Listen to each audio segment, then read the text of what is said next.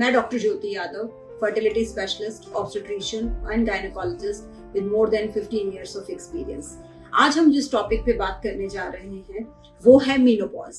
Menopause एक ऐसी चीज है जिसके लिए बहुत सारे शंका शुबा हमारे मन में आती है, तो आज हम उन सभी चीजों के बारे में आपको बताते हैं।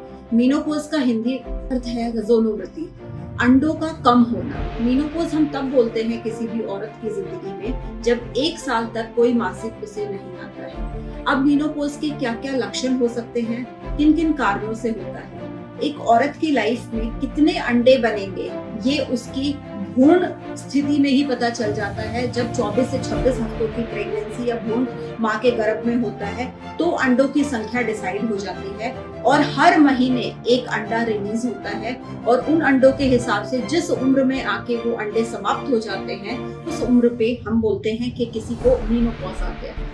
और इंडिया में मीनोपॉज की उम्र क्या है, ये उम्र डिसाइड होती है उन अंडों की संख्या के आधार पर, बट फिर भी हम बोलते हैं कि 45 से 55 साल की उम्र में कभी भी किसी को मीनोपॉज आ सकता है।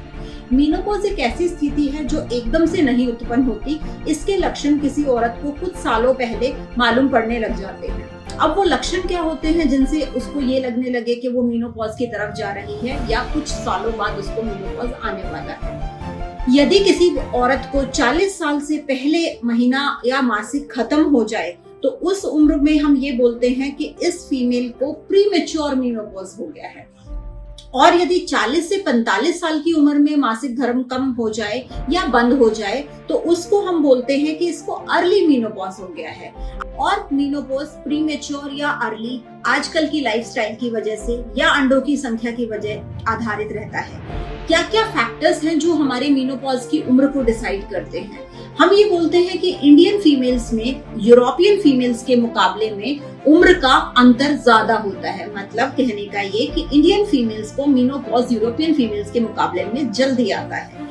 रूरल फीमेल्स हैं या अर्बन फीमेल्स हैं वो उसमें एज का डिफरेंस आ जाता है मीनोपॉज की। कितने बच्चे किसी ने पैदा किए उस उम्र से या उसके बच्चों की संख्या के हिसाब से भी मीनोपॉज की उम्र डिसाइड होती है। हेरिडिटरी भी मीनोपॉज की एज डिसाइड होती है। यदि किसी की माँ को 40 से 45 साल में मीनोपॉज आया, उसकी बहन को जल्दी आया, उसकी मासी को जल्दी आया, तो उसको भी जल्दी आने के चांसेस ज्यादा रहते हैं। सोशो इकोनॉमिक स्टेटस क्या है वो भी हमारे मीनोपॉज की उम्र को डिसाइड करता है। अब हमें कौन कौन से लक्षण मीनोपॉज से पहले पता चलने लगते हैं, तो वो लक्षण हमारे सर से लेके पांव तक हर ऑर्गन को इफेक्ट करते हैं। तो हम यदि बात करें कि मीनोपॉज के सिम्टम्स आते क्यों हैं, तो उसके सिम्टम्स का सबसे मेन कारण ये है कि स्त्री के हार्मोन्स में कमी होने के कारण सारे लक्षण शुरू होते हैं। और वो हार्मोन जो हमें प्रोटेक्ट करके रखता है या जो हमें स्त्रीत्व की तरफ लेके जाता है वो है ईस्ट्रोजन। ईस्ट्रोजन की कमी के कारण हमारे सारे लक्षण शुरू होते हैं। जैसे कि यदि हम ब्रेन से बात करें शुरू करना, तो घबराहट होना, नींद नहीं आना, बहुत सारा पसीना आना, एंजाइटी होना, डिप्रेशन होना, चिड़चिड़ाहट रहना, ये सब सिम्टम्स हमारे ब्रेन से रिलेटेड हैं जो कि ईस्ट्रोजन की कमी के कारण प्री मीनोपॉजल एज में किसी भी स्त्री को झेलने पड़ सकते हैं। अब हम यदि बालों की बात करें तो बाल जो है वो झड़ने लग जाते हैं। बालों का पतला होना मीनोपॉज में बड़ा कॉमन है। बालों की क्वालिटी कम खराब होना मीनोपॉज में हो जाता है। यदि हम ये बात करें कि यदि हम अपनी ओरल कैविटी की बात करें तो हमारा जो हेल्दी बैक्टीरियल फ्लोरा जो हमारी माउथ की कैविटी को प्रोटेक्ट करके रखता है वो चेंज होने लग जाता है और हमारे टीथ सेंसिटिव ज्यादा हो जाते हैं या उनके अंदर बैक्टीरिया ग्रो करना लग जाता है जिसकी वजह से हमारे डिकेइंग ऑफ टूथ होने लग जाता है। यदि हम बात करें अपने स्किन की तो फेस के ऊपर झुर्रियां आने लग जाती हैं जिसको हम एजिंग बोलते हैं। तो हेल्दी बैक्टीरियल फ्लोरा हमारे माउथ कैविटी में कम हो जाता है जिसकी वजह से टूथ डिके बहुत कॉमन हो जाता है। थायराइड की बात करते हैं तो थायराइड में कमी होने की वजह से भी वेट गेन होने लग जाता है या हम ये कहें कि एस्ट्रोजन की कमी की वजह से भी वेट गेन होने लग जाता है। अब आते हैं हम अपने हार्ट के ऊपर। जब तक हमारी बॉडी में एस्ट्रोजन का कंटेंट अच्छा होता है, दैट मीन्स कि मीनोपॉज से पहले वाली उम्र में आपने बहुत कम सुना होगा कि किसी औरत को हार्ट अटैक आया, बट मीनोपॉज के बाद क्योंकि एस्ट्रोजन कम हो जाता है तो हार्ट अटैक के चांस, हार्ट रिलेटेड प्रॉब्लम्स के चांस, बीपी बढ़ने के चांसेस ज्यादा बढ़ जाते हैं। यदि हम अपनी हड्डियों की बात करें, बोन्स की बात करें, तो हमारी बोन्स ज्यादा प्रोन हो जाती है किसी भी फ्रैक्चर के लिए। हिप बोन का फ्रैक्चर बड़ा कॉमन है। अदरवाइज ऑल्सो ऑस्टियोपोरोसिस की चांसेस बढ़ जाते हैं। थोड़ा सा पैर मुड़ने की वजह से, थोड़ा सा हल्का से झटके की वजह से भी हमारी बोन्स फ्रैक्चर हो जाती हैं।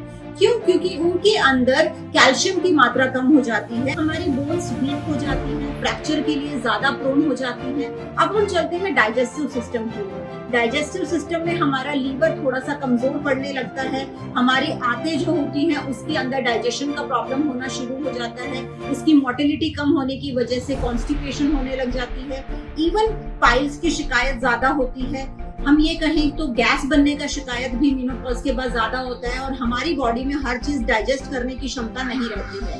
अब हम बात करते हैं हमारे यूरिनरी ब्लैडर की। यूरिनरी ब्लैडर की बात करें तो यूरिन को रोकने की क्षमता कम हो जाती है और जल्दी से पेशाब रोक नहीं पाने की वजह से वो लीक होने लग जाता है।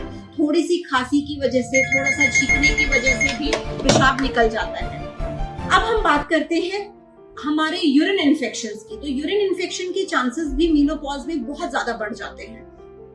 अब बात करें यदि हम वेजाइना की, तो वेजाइनल इन्फेक्शंस बढ़ जाते हैं क्योंकि जो हेल्थ एस्ट्रोजन की कमी की वजह से इन्फेक्शन ज्यादा हो जाते हैं। क्योंकि यहाँ पे भी जो हेल्दी फ्लोरा है जो वेजाइना को प्रोटेक्ट करके रखता है वो कम होने लग जाता है मेनोपॉज के बाद। यदि ड्राइनेस ज्यादा होती है, स्किन की सेंसिटिविटी बढ़ जाती है, तो कट्स के साथ या क्रैक्स ऑफ वेजाइनल स्किन के साथ कई बार पेशेंट हमारे पास ओपीडी में आता है। या loss of interest in sex या सेक्सुअल इंटरकोर्स या सेक्सुअल कॉन्टैक्ट के बाद उनको बहुत सारे कट्स की प्रॉब्लम हो जाती है और पेशेंट बोलता है कि उसका मन ही नहीं करता है। यदि हम बात करें, पेनफुल इंटरकोर्स भी एक चीज है जो पेशेंट कंप्लेन करके हमारे पास बहुत बार आता है। अब हम चलते हैं कि बोन्स तो हमने बात कर लिया, बट लेग्स के अंदर स्वेलिंग आना, पेन्स होना, लेग क्रैम्प्स आने, रात को सोते वक्त हर रोज दर्द रहना पैरों के अंदर, ये सब चीजें भी मेनोपॉज में आती हैं। अब हम बात करें कि किस किस प्रकार से मेनोपॉज आ सकता है। तो वन इज नेचुरल। कौन कौन से रिस्क मेनोपॉज में आ जाते हैं? तो एक तो हार्ट का रिस्क जो है वो बहुत मेजर रिस्क है, स्ट्रोक का रिस्क, दूसरा ब्रेस्ट कैंसर का रिस्क जो कि बहुत कॉमन हो जाता है। तो इन सब चीजों के लिए हमें हमारे डॉक्टर को कंसल्ट करना चाहिए। और मेनोपॉज में सबसे अच्छी मैनेजमेंट है कि आपको अपनी फैमिली को समझाने की जरूरत है कि मुझे ये सब चीजें हो रही है, इरिटेबिलिटी है, चाहे वो डिप्रेशन है, चाहे वो कुछ भी है।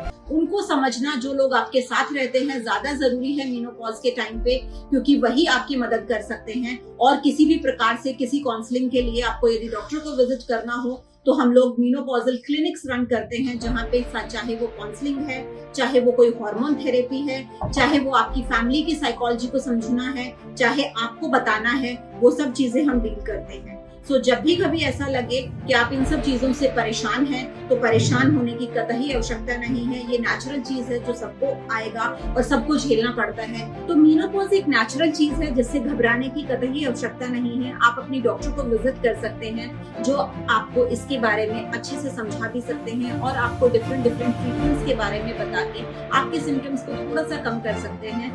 तो प्लीज, यदि आपको मेरा वीडियो अच्छा लगा हो तो इसको लाइक एंड सब्सक्राइब जरूर कीजिए। मैं आपसे रूबरू होती रहूंगी कुछ और सब्जेक्ट्स के साथ, कुछ और टॉपिक्स के साथ। धन्यवाद।